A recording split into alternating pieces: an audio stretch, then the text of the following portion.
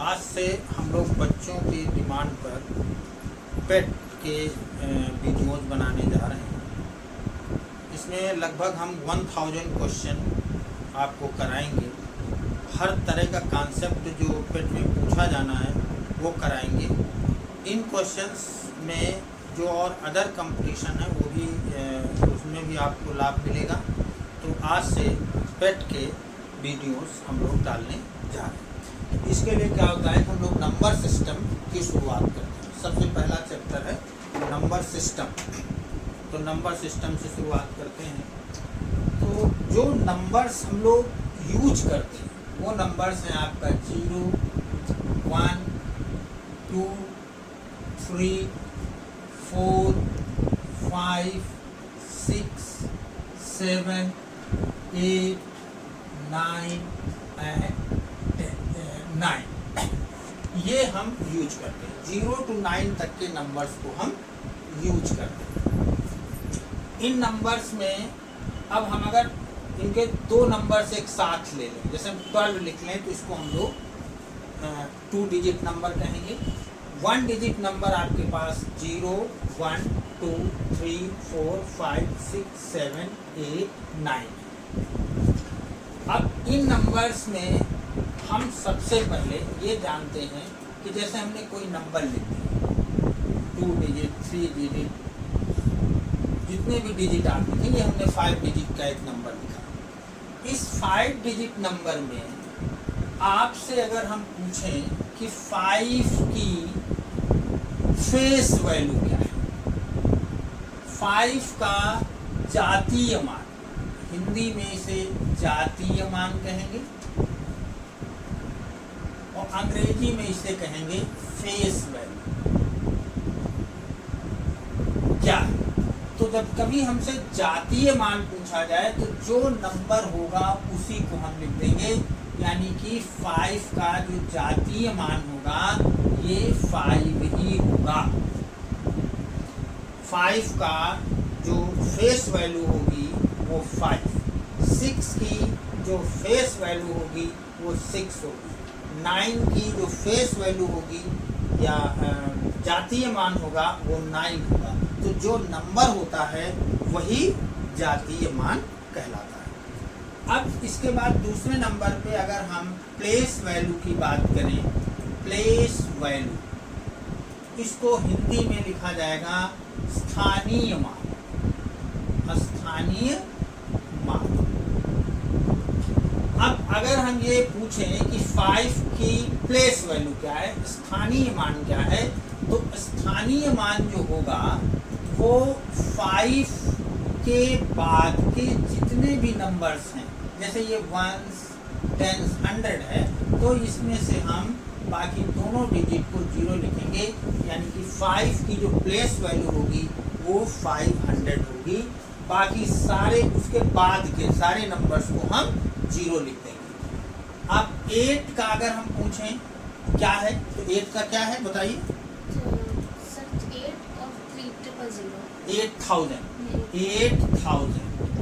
8000 जो है वो आपकी इसकी हो गई प्लेस वैल्यू, स्थानीय मान।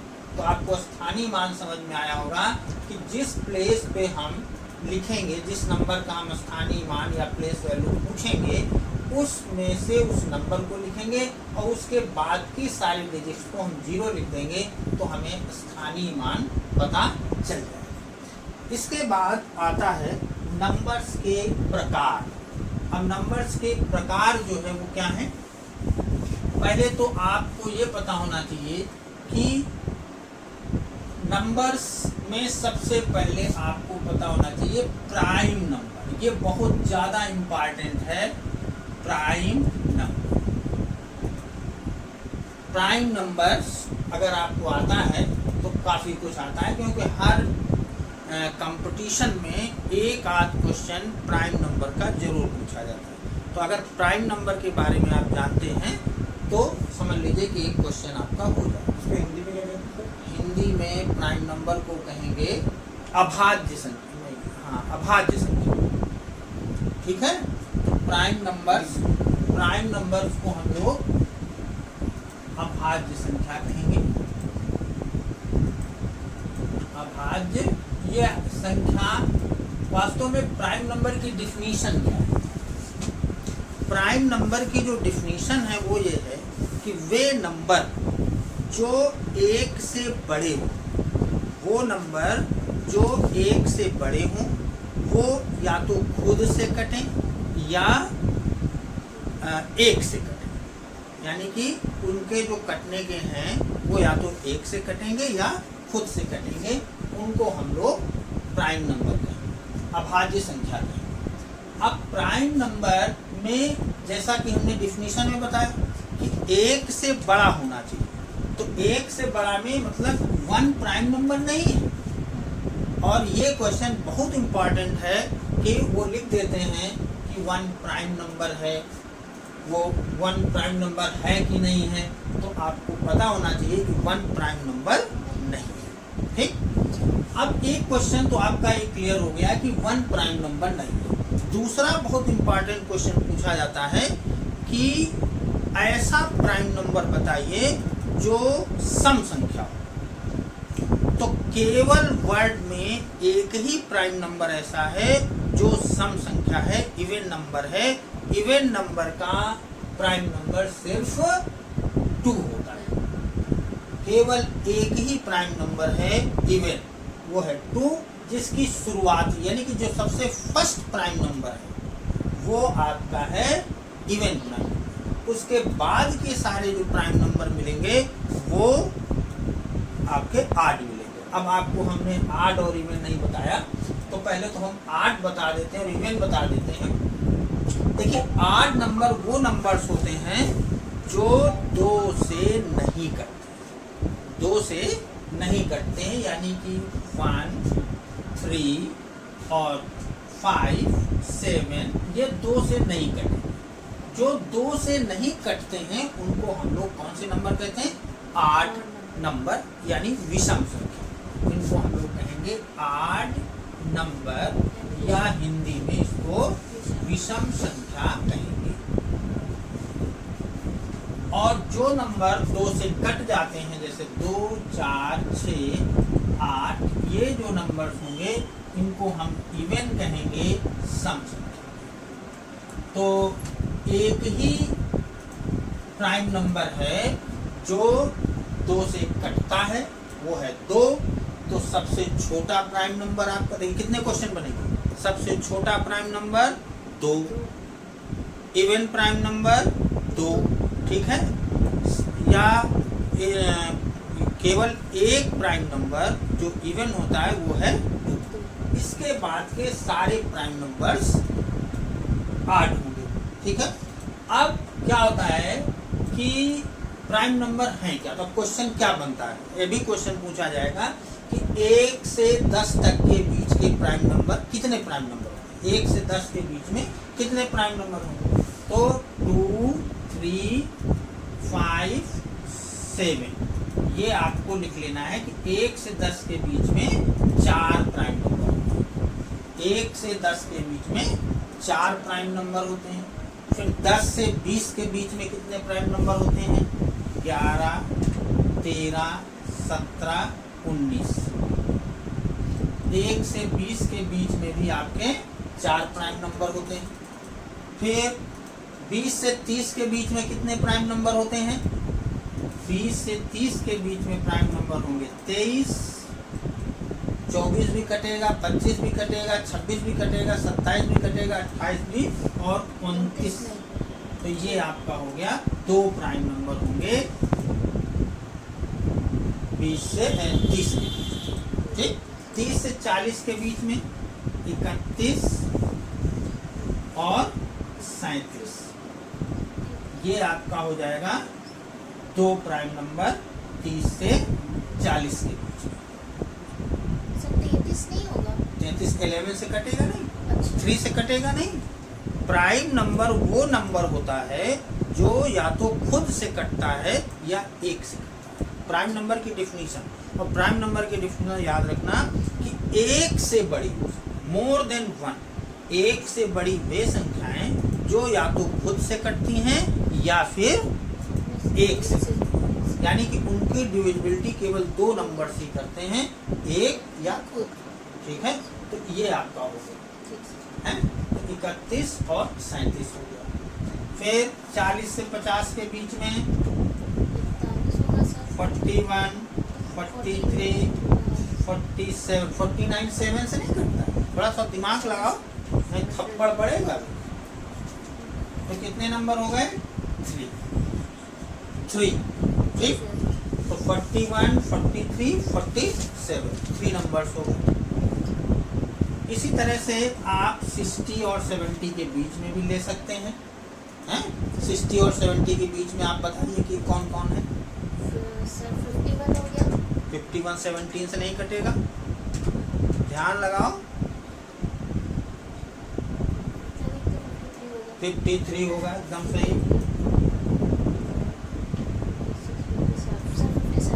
57 19 से 90 से कटेगा। 59 59 होगा।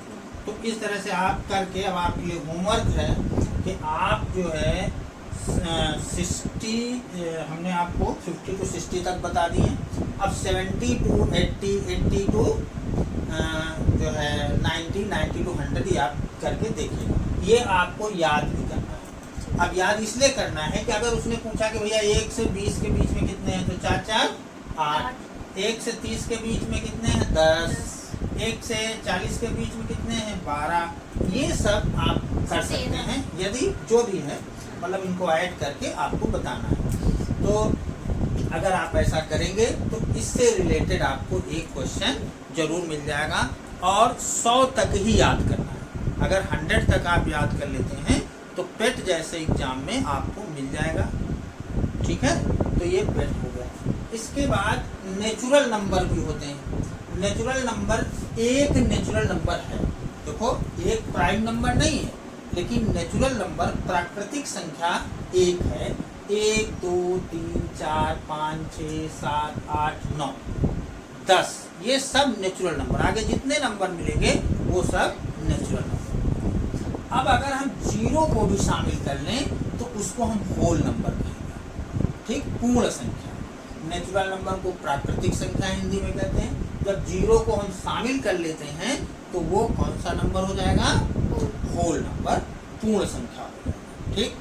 0 एक सम संख्या है, ठीक है। 0 के बारे में याद कर लीजिए, 0 एक सम संख्या है। और इसके बाद जब हम निगेटिव नंबर्स ले लेंगे, यानी -1 -2 -3, तो उसको हम लोग इंटीजर्स कहना शुरू करेंगे। हिंदी में क्या बोलेंगे? पूर्णांक, पूरा। पूर्णांक कहेंगे, ठीक, पूर्णांक इंटीजर्स, ठीक।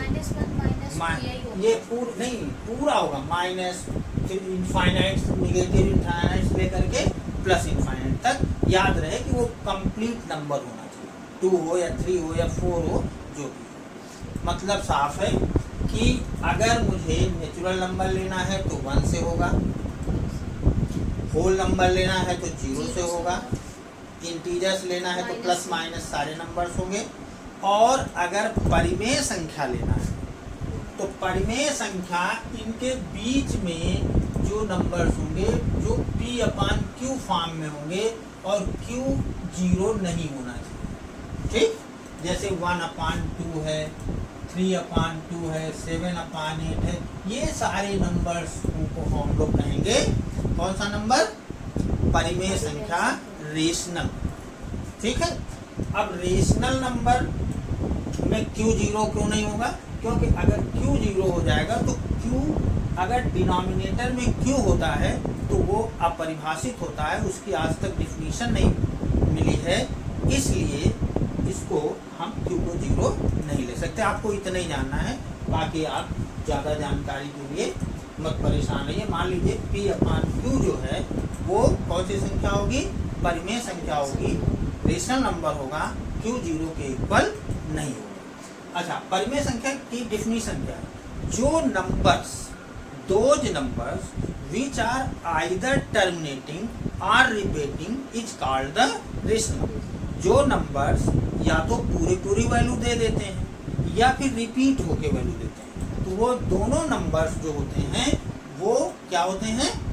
परिमेय संख्या होती है, रेशनल नंबर होती है। जैसे 1/2 है, 1/2 को अगर हम सॉल्व करेंगे तो ये पूरी की पूरी वैल्यू 0.5 आ जाए, तो ये एक रेशनल नंबर है। और 1/3 जैसे ले लेंगे तो 0.333 ये रिपीटिंग नंबर है, तो ये भी रेशनल नंबर है। तो जो नंबर्स या तो रिपीटिंग हो या टर्मिनेटिंग हो, repeating or terminating, those numbers which are repeating or terminating is called the rational number। ठीक, अब irrational number क्या होते हैं? irrational number वो numbers होते हैं जो neither repeating nor terminating, जो repeat नहीं होते हैं और terminate नहीं होते हैं, उनको हम लोग कहते हैं कि वो कौन से नंबर हैं? irrational number है, अपरिमेय संख्या। अपरिमेय संख्या, परिमेय संख्या, परिमेय संख्या और अपरिमेय संख्या, परिमेय अपरिमेय, परिमेय संख्या और अपरिमेय संख्या। और इसको हिंदी में कहेंगे रेशनल नंबर, रेशनल नंबर और इरेशनल नंबर। ठीक, रेशनल नंबर और इरेशनल। अब आप कहेंगे कि सारे नंबर तो हो गए भैया, कौन से नंबर हैं जो इरेशनल नंबर होंगे? तो सबसे पहला नंबर आपको याद रखना है कि पाई, पाई सुना है ना? पाई अगर कहीं लिखा हो तो उसे इरेशनल मानना है। पाई की वैल्यू को हम लोग इरेशनल मानेंगे।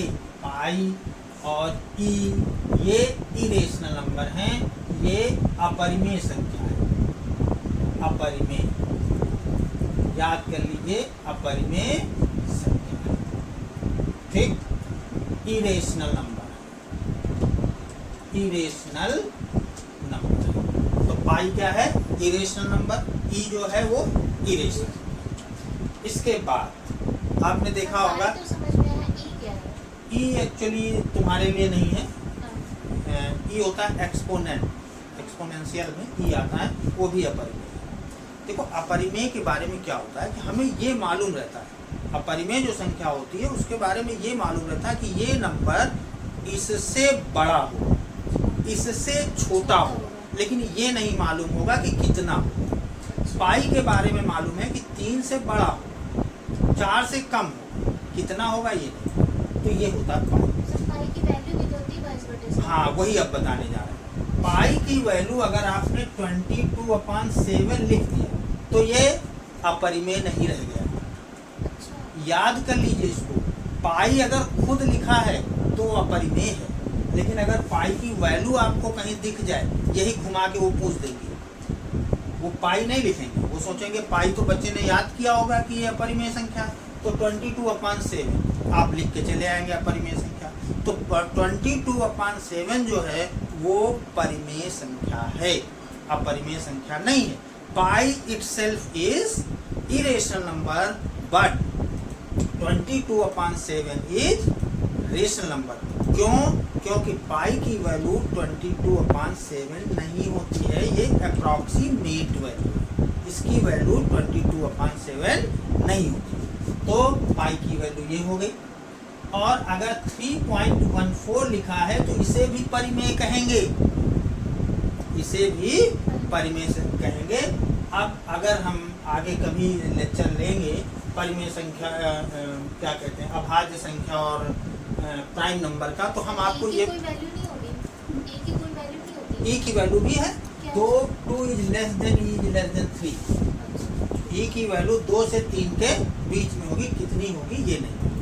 अब अगले लेक्चर में, मतलब हो सकता है हम आगे लेक्चर लें, अभी हमें तो चूँकि पेट पे पूरा कंसंट्रेट है 1000 क्वेश्चन के लिए। आज जो मैंने क्वेश्चन कराया उसमें आप कम से कम मेरे द्वारा बताए गए 8-10 क्वेश्चन तो आपको समझ में आएंगे कि ये पूछा जाएगा तो ऐसे होगा। अब हम कुछ क्वेश्चन भी कराएंगे।